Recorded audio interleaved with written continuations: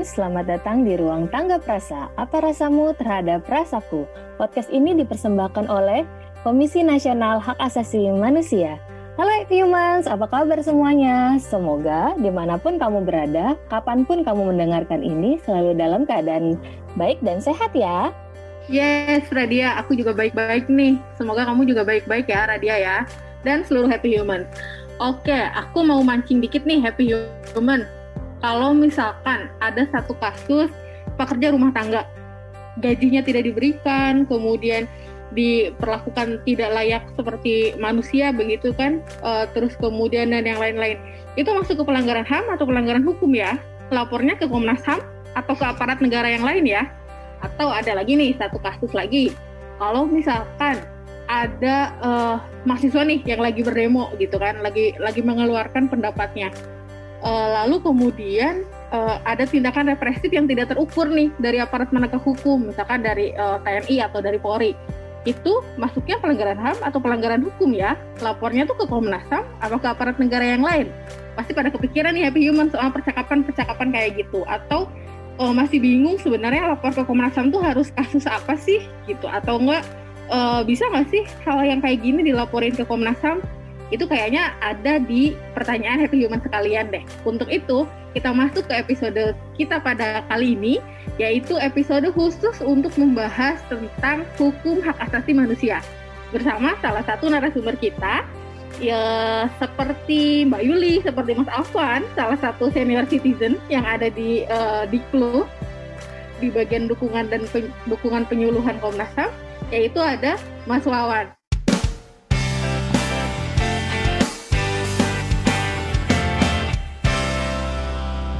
Halo Mas Wawan, apa kabar? Halo, baik Ayu. Thank you Mas Wawan, aku juga baik nih, semoga Mas Wawan juga ya. Mas Wawan gini, kita kan hari ini tuh kita ngobrol-ngobrol soal hukum hak asasi manusia ya. Nah, Happy Humans, kemarin kan kita di episode 2, itu yang sama Mbak Eka, itu kan kita ngomongin soal definisi HAM tuh. Terus kemudian Mbak Eka berkali-kali ngomongin soal kewajiban negara pada hak asasi manusia, yaitu memenuhi, melindungi, dan menghormati hak asasi manusia. Nah, pertanyaannya adalah, kenapa sih Mas Wawan harus negara yang mempunyai kewajiban itu? Coba deh Mas Wawan jelasin atau ceritain sedikit kepada Happy Human sekalian, kenapa harus negara?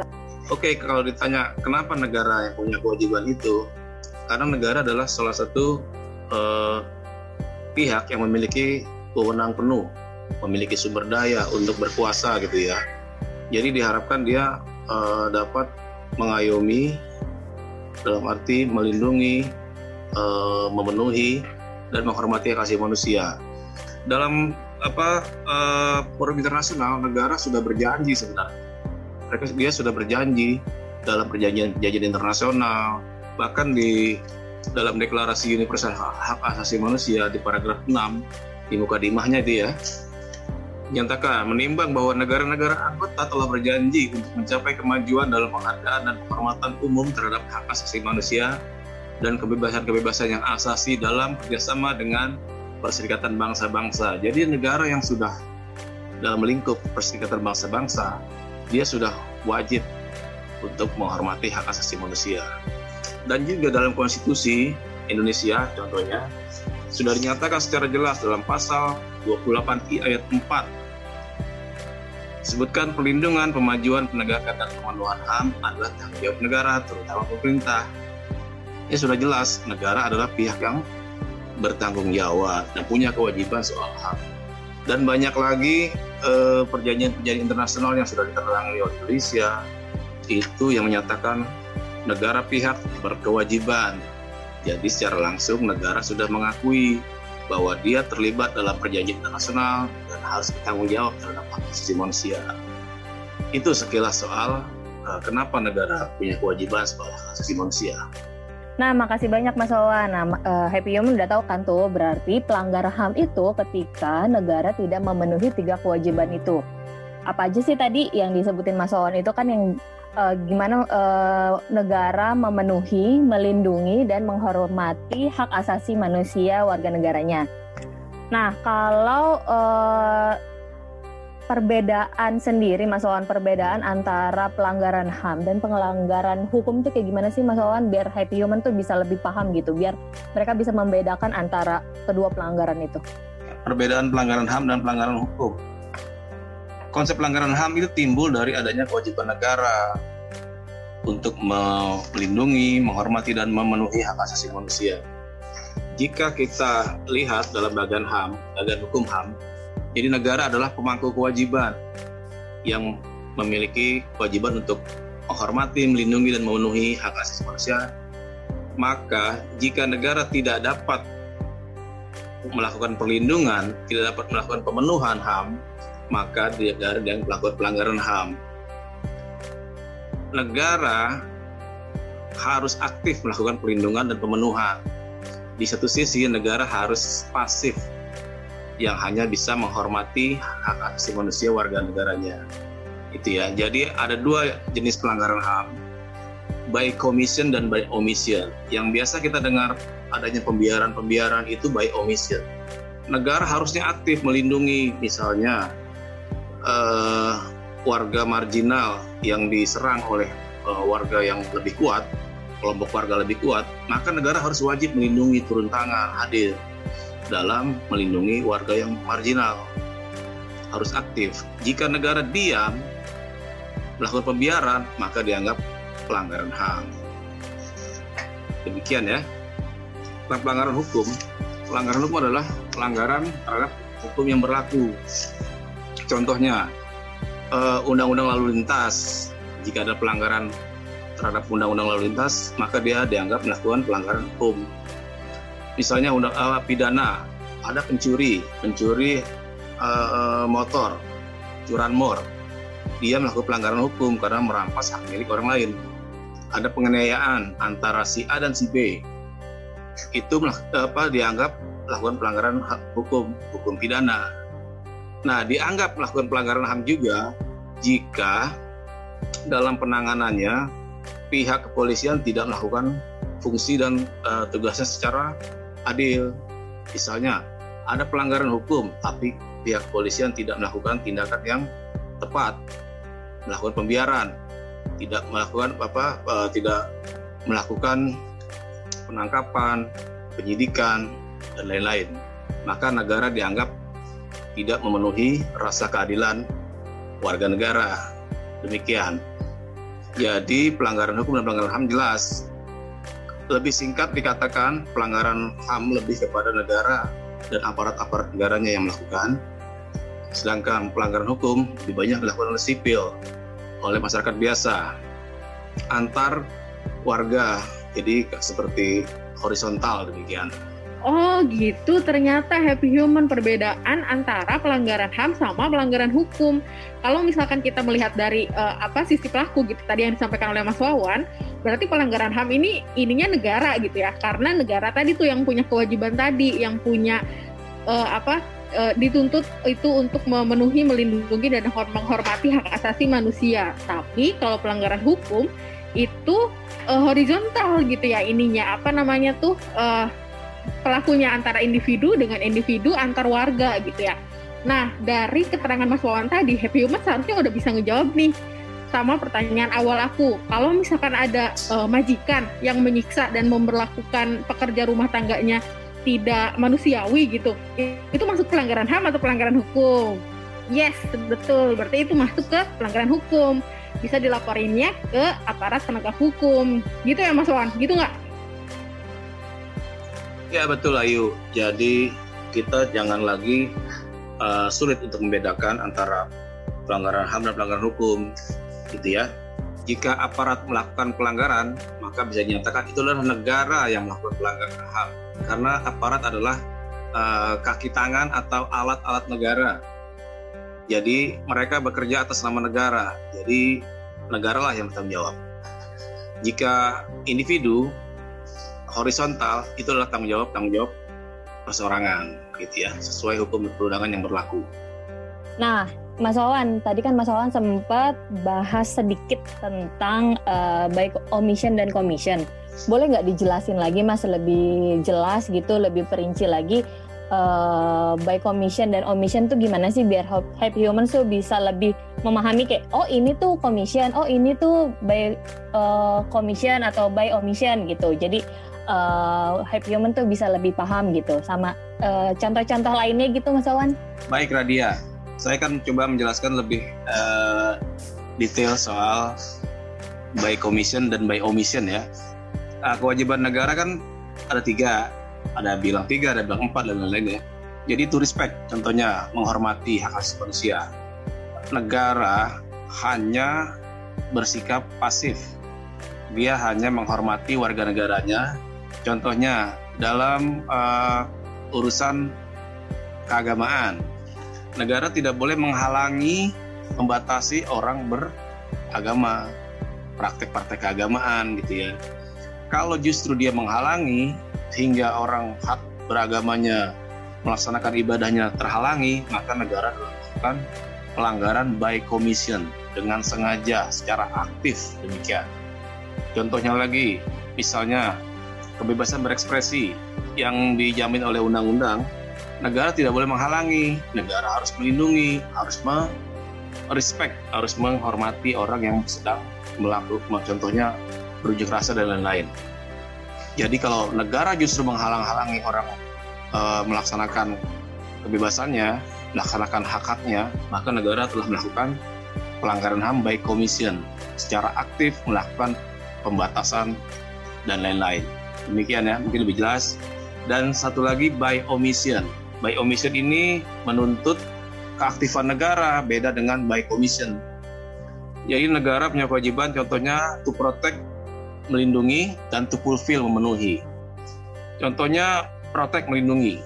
Negara wajib melindungi semua warga negara dari kejahatan, dari ancaman dan lain-lain.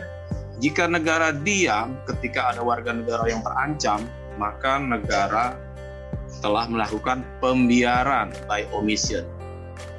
Aparat negara terlihat diam ketika ada orang dipukuli, ada orang dianiaya, ada barang dijarah dan lain-lain. Satu lagi, kewajiban untuk memenuhi, to fulfill ya. Negara wajib memenuhi, contohnya lapangan pekerjaan, memenuhi kebutuhan pangan, memenuhi kebutuhan air, listrik dan lain-lain, kebutuhan dasar untuk hidup nyaman ya. Nah, jika negara lalai dalam memenuhi kebutuhan-kebutuhan itu, maka negara dianggap melakukan pelanggaran, melakukan pembiaran. Gitu. Jika negaranya mampu, misalnya menyediakan kebutuhan pangan, air, sandang dan lain-lain, maka negara harus memenuhinya. Dan jika negara tidak memenuhinya, maka negara melakukan pembiaran by omission, termasuk pelanggaran HAM juga. Demikian, Radia. Oke, makasih Mas Wawan. Nah, tadi kan Mas Wawan bilang kalau misalnya pembiaran ya, ada pembiaran. Nah, sebelumnya sempat Mas Wawan juga ngebahas tentang perbedaan pelanggaran HAM dan pelanggaran hukum. Nah, kalau nih misalnya ada satu orang yang dipukuli. Nah, dia dipukuli terus dia ngelapor nih ke polisi. Nah, tapi polisinya itu kasusnya tidak diusut atau tidak, belum ada perkembangan. Nah, itu bisa masuk ke pelanggaran HAM juga nggak, Mas? Ya, baik Radia. Jadi jika fungsi kepolisian untuk melindungi hak rasa aman warga negara, ketika dia dilaporkan oleh warga negara terhadap misalnya dirinya telah menjadi korban penganiayaan, kekerasan dan lain-lain, dia melapor ke kepolisian. Karena kenapa ngelapor ke kepolisian? Karena kepolisian mempunyai kewajiban alat negara yang punya fungsi untuk melindungi warga negara dari rasa ancaman, dari ketakutan, dari kekerasan dan lain-lain ya. Maka jika pihak kepolisian tidak menindaklanjuti laporan ini, maka bisa dikatakan pelanggaran HAM karena dia tidak melaksanakan kewajibannya yang sudah diatur oleh undang-undang, diatur oleh peraturan Kapolri itu sendiri secara detail, mengurai soal kewajiban-kewajiban kepolisian terhadap laporan yang masuk misalnya. Jadi polisi harus melakukan penerima laporan, melakukan penyidikan, menyerahkan ke pengadilan dan lain-lain agar hak rasa keadilan korban itu terpenuhi. Jika ada laporan masuk ke kepolisian, maka polisi sudah seharusnya dengan segera melakukan proses-proses penyidikan. Karena itu kewajiban polisi sebagai aparat negara. Negara wajib menyelesaikan semua permasalahan.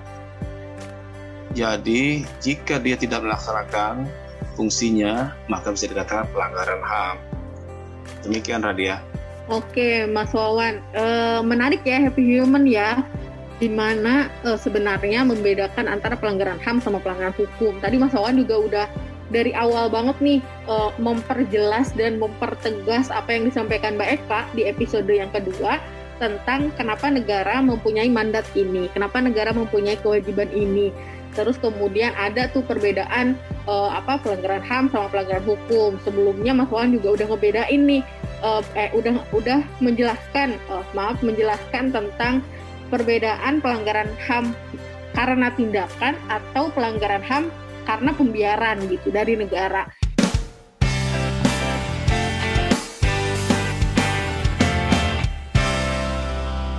Nah, Happy Human, seneng nggak kita berproses bareng dari awal, dari episode 1 sampai sekarang, udah ke episode sekarang, itu semakin banyak informasi, semakin banyak pengetahuan, dan juga mungkin semakin memperdalam informasi yang Happy Human udah tahu gitu. Jadi semakin digali lagi, semakin diperdalam lagi informasinya. Menarik banget sih, dan nggak kerasa juga ini udah masuk ke sesi-sesi akhir di episode kita kali ini. Mas Wawan, ada yang mau disampaikan lagi nggak sih, atau enggak pesan atau ada hal yang belum tersampaikan sama Mas Wawan kepada Happy Human sekalian? Silakan Mas Wawan. Ya baik, terima kasih Ayu. Jadi ingin saya sampaikan, dalam hukum HAM ada pemangku kewajiban yaitu negara, dan pemangku hak yaitu individu-individu, itu ya. Jadi kalau sudah disebutkan apa sih kewajiban negara, tadi sudah disebutkan menghormati, melindungi, dan memenuhi. Lalu apa kewajiban individu? Itu ya. Nah, kewajiban individu adalah to respect, menghormati. Dia menghormati hak asasi manusia orang lain.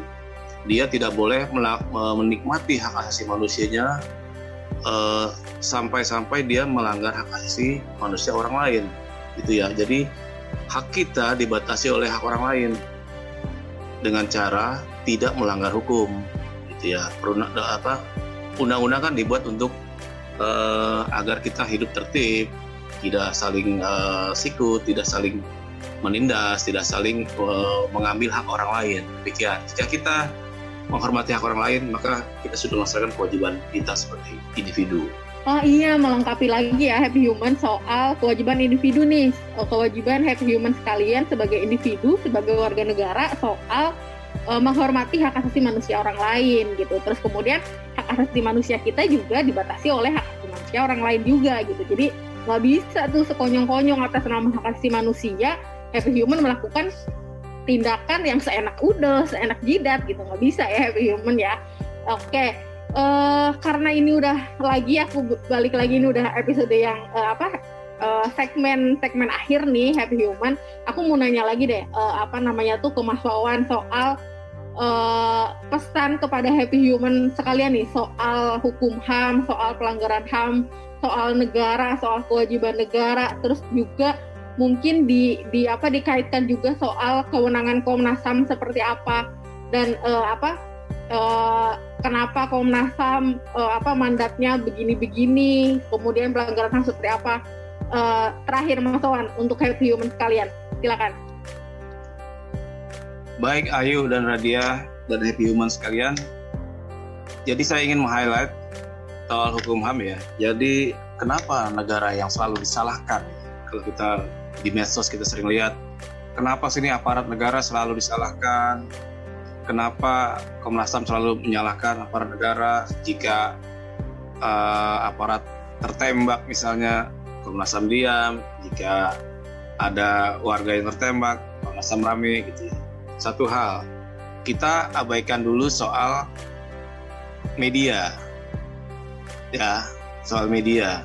Pasti media akan mencari berita-berita yang buruk, berita-berita yang seru, yang rame, yang agar pembacanya rame, viewernya banyak gitu ya. Jadi berita-berita yang kesannya berdarah-darah akan menarik perhatian gitu. Jadi selalu diekspos oleh media massa. Satu. Yang kedua, kenapa kita terkesan menyalahkan aparat negara? Karena aparat negara adalah, saya sampaikan tadi, pihak yang bertanggung jawab, yang memiliki kewajiban untuk melindungi, memenuhi, dan menghormati hak asasi manusia. Jika dalam pelaksanaan tugasnya dia melampaui wewenangnya hingga terjadi pelanggaran HAM, maka dia terkena pelanggaran HAM, dan Komnas HAM sudah bisa masuk ke dalam sana, dalam kasus itu, untuk melakukan penyelidikan, gitu ya.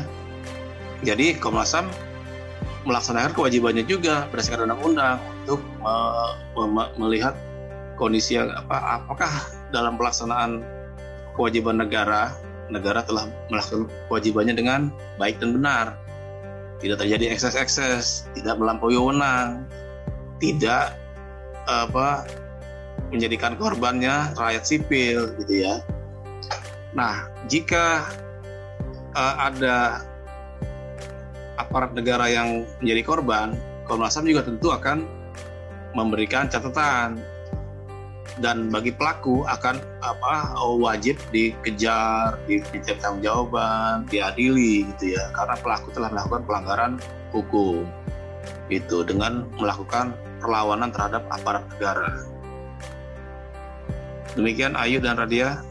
Oke, Happy Human, senang banget ya dapat inian pesan dari Mas Wawan. Terus kemudian kita berharap mudah-mudahan setelah Happy Humans mendengarkan episode kali ini, kita bisa dengan jelas membedakan mana pelanggaran HAM, mana pelanggaran hukum, menjelaskan juga tentang hukum hak asasi manusia.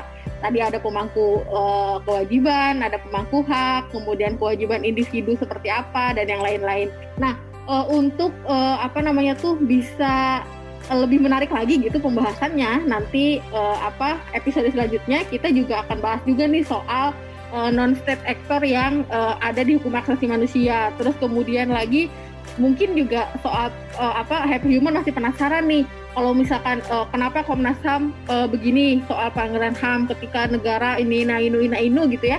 Nanti ada juga nih pertanyaan, kalau misalkan terus negara atau misalkan polisi dan TNI aja tadi yang dibahas, terus mereka punya kewenangan apa nih gitu, kok mereka yang dituntut terus kewenangannya apa aja, itu juga akan dibahas di episode selanjutnya gitu. Jadi pokoknya Happy Human dengerin terus podcast Ruang Tanggap Rasa kita ini. Kita sudah di penghujung episode kita pada hari ini. Kita masih terus meminta Happy Human sekalian untuk memberikan masukan, memberikan kritik kepada Ruang Podcast Tanggap Rasa ini. Silahkan berikan masukan dan kritik atau saran gitu ke email tanggaprasa@komnasham.go.id. Ikuti juga perkembangan informasi mengenai Komnas HAM di Instagram @komnas.ham, Twitter @komnasham, Facebook dan YouTube di Komnas HAM. Teman Happy Human juga jangan lupa untuk terus-terusan update ke websitenya Tanggap Rasa di tanggaprasa.id, dan kita masih menunggu karya-karya dari Happy Human sekalian. Gitu ya, Rat ya? Iya, benar banget Ayu. Nah, pokoknya Happy Human, sampai jumpa di Rabu depan pukul 4 sore di episode Ruang Tanggap Rasa berikutnya. Bye-bye!